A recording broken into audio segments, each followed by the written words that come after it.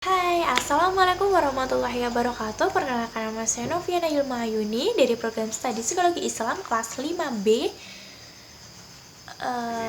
Fakultas Dakwah UIN Salatiga. Video ini dibuat guna memenuhi tugas akhir mata kuliah Psikologi Positif yang diampu oleh Ibu Qurratu A'yun.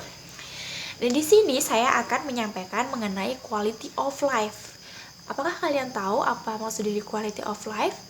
Quality of life ialah kepuasan hidup yang dirasakan oleh seseorang atau yang dinikmatinya.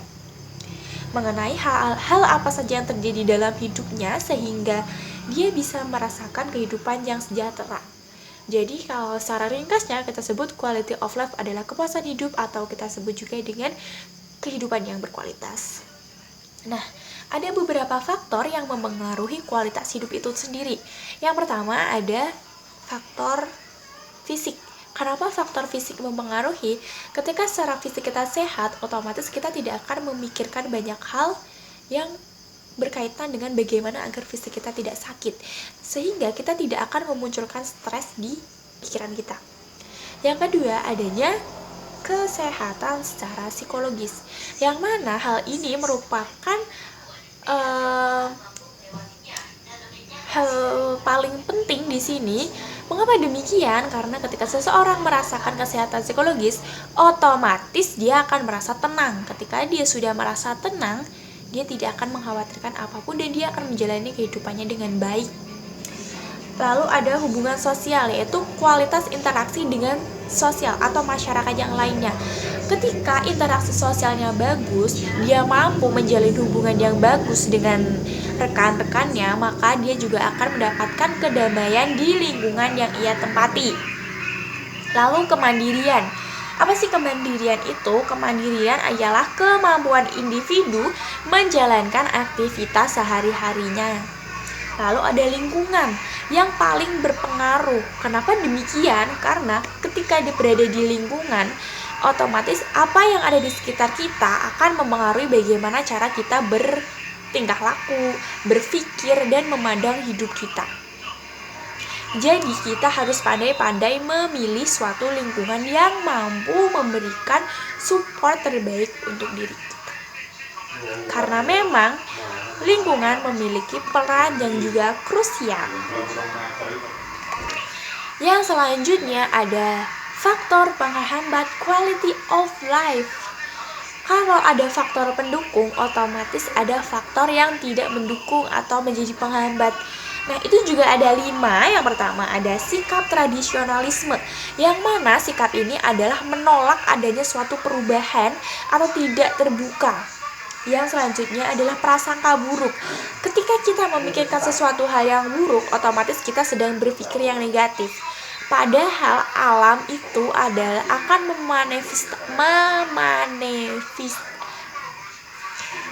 memanifestasikan apa yang sedang kita pikirkan. Jadi itu alam itu akan mendukung apa yang sedang kita pikirkan. So, kita harus berpikir yang baik-baik agar hal-hal buruk tidak terjadi untuk kedepannya. Yang ketiga ada tingkat pendidikan yang rendah, yang mana ketika seseorang memiliki tingkat pendidikan yang rendah, penerimaan akan suatu informasi mungkin akan mengalami suatu ketimpangan atau ketidaksepemahaman dengan apa yang disampaikan. Selanjutnya ada rasa takut yang berlebihan. Kenapa rasa takut yang berlebihan menjadi faktor penghambat quality of life? Karena dia tidak mendapatkan ketenangan. Sedangkan hidup yang berkualitas adalah ketika kita mampu mencapai kesehatan secara psikologis juga. Lalu ada stres dan beban kerja, yang mana stres dan beban kerja akan memberikan tekanan dan akan mempengaruhi kita secara emosional. Selanjutnya, bagaimana cara untuk meningkatkan quality of life? Yang pertama ada me time. Apa sih me time? Me time adalah waktu sendiri atau kita memberikan waktu untuk diri kita sendiri. Entah dengan kita bersenang-senang atau kita cukup beristirahat, kita menonton televisi, kita berbelanja, kita memasak, dan lain-lain. Intinya kita melakukan sesuatu untuk menyenangkan diri kita sendiri. Lalu dengan menjaga kesehatan fisik, bisa dengan berolahraga dan lain-lainnya. Tingkatkan hubungan sosial, kita menjaga relasi kita yang baik dengan lingkungan sosial kita. Karena sesuatu yang sesuatu hubungan sosial yang baik juga akan memengaruhi bagaimana kita kesehariannya. Lalu ada berlatih mindfulness, dan yang terakhir adalah tetapkan tujuan yang jelas. Kita perlu diingat bahwa otak kita hanya menerima sesuatu hal yang konkret. Maka dari itu kita harus membuat suatu tujuan yang memang jelas arahnya tuh ke sana, enggak yang bias ataupun abstrak. Nah, ada 5 manfaat dari adanya quality of life ini. Yang pertama adalah peningkatan kesejahteraan, yang mana kesejahteraan kita akan meningkat karena kita menikmati hidup ya dengan semestinya.